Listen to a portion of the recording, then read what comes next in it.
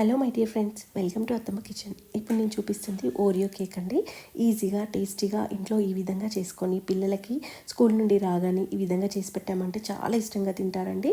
Taste మాత్రం చాలా చాలా బాగుంటుందండి. పఫీగా వస్తుంది. మనకి బేకింగ్ పౌడర్ లేకుండా జస్ట్ ఈనోతో ఈ విధంగా చేసుకుంటే సరిపోతుంది. ఫస్ట్ మనం ఇందులో వేసుకోవడానికి షుగర్ని పౌడర్గా చేసేసి పక్కన పెట్టేసుకుందామండి. 2 టేబుల్ స్పూన్ షుగర్ తీసుకొని మనం ఎంత కావాలో అంతే వేసుకోవాలి.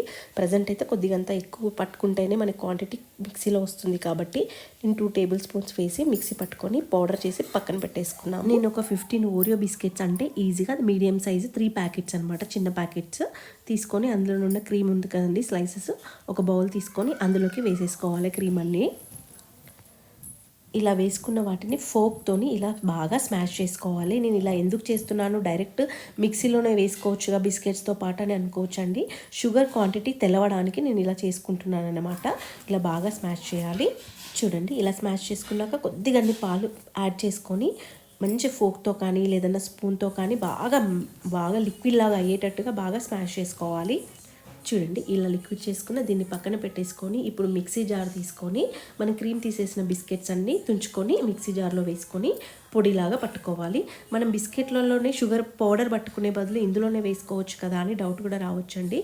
బిస్కెట్లో మనం షుగర్ వేసుకుంటే ఎక్కువ మొత్తం స్మాష్ అవ్వదు షుగర్, అలాగే గడ్డలు గడ్డలుగా ఉంటుంది కాబట్టి సపరేట్ షుగర్ అలా పట్టుకోవాల్సి వచ్చింది. ఇలా పౌడర్ని బౌల్ తీసుకొని అందులోకి వేసేసుకోవాలి.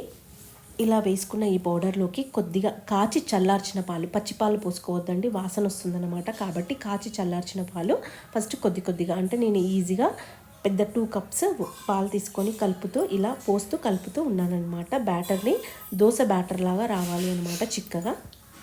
ఫస్ట్ మనకి ఈ విధంగా అంటే కొంచెం గట్టిగానే వచ్చిందనమాట. ఇలా వచ్చిన దాంట్లోకి ఈ విధంగా చేసుకున్న తర్వాత ఇందులోకి ఇప్పుడు ఈనో ప్యాకెట్ 15 బిస్కెట్స్కి అంటే 3 ప్యాకెట్స్ బిస్కెట్స్కి, అందులో ఒక ప్యాకెట్లో 5 బిస్కెట్స్ ఉన్నాయండి. 15 బిస్కెట్స్కి హాఫ్ ఈనో ప్యాకెట్ వేసుకోవాలి. ఫుల్ వేయకూడదు, జస్ట్ హాఫ్, లేదా ఇంట్లో ఉండే వంట సోడా ఏదైనా ఒకటి ఆప్షన్ అనమాట. ఈనో ఎక్కువ అయిందనుకోండి కేక్ అనేది చెడిపోతుంది కాబట్టి హాఫ్ ప్యాకెట్ సరిపోతుంది. ఈ విధంగా వేసుకొని బాగా స్మాష్ అయ్యేటట్టుగా మళ్ళీ బ్యాటర్ లాగా చేసుకోవాలి. చూడండి, ఇలా ఈ విధంగా చేసుకున్న తర్వాత మనం ఇంతకుముందు క్రీమ్ ఉంటుంది కదా, దాన్ని స్మాష్ చేసి పెట్టుకున్నాం కదండి, కొంచెం పాలు యాడ్ చేసి ఆ లిక్విడ్ని ఇప్పుడు ఇందులోకి వేసుకొని బాగా కలిపేసేసుకోవాలి. ఇలా కలిపేసుకున్న తర్వాత మనం షుగర్ పౌడర్ పట్టి పెట్టుకున్నాం కదా, ఫస్ట్ 1 టీ స్పూన్ యాడ్ చేసుకొని కలిపేసేసుకోవాలి. ఒకసారి ఇలా కలిపిన తర్వాత టేస్ట్ చూసుకొని కొంచెం ఏమన్నా మళ్ళీ షుగర్ పడుతుంది అనిపిస్తే షుగర్ పౌడర్ వేసుకొని కలిపేసేసుకొని దోశ బ్యాటర్ లాగా కలిపేసేసుకోవాలి చిక్కగా. చూడండి, ఇలా ఈ విధంగా బ్యాటర్ వచ్చింది కదా, ఇప్పుడు దీన్ని పక్కన పెట్టేసుకొని ఒక స్టీల్ గిన్నె అండి, కొంచెం ఎల్మాటి స్టీల్ గిన్నె తీసుకొని ఈజీగా 1.5 టీ స్పూన్ ఆయిల్ వేసేసుకొని బాగా చేతితో కానీ ఏదైనా బ్రష్ ఉంటే బ్రష్తో కానీ అప్లై చేసుకోవాలన్నమాట, చుట్టూ అంటేటట్టుగా.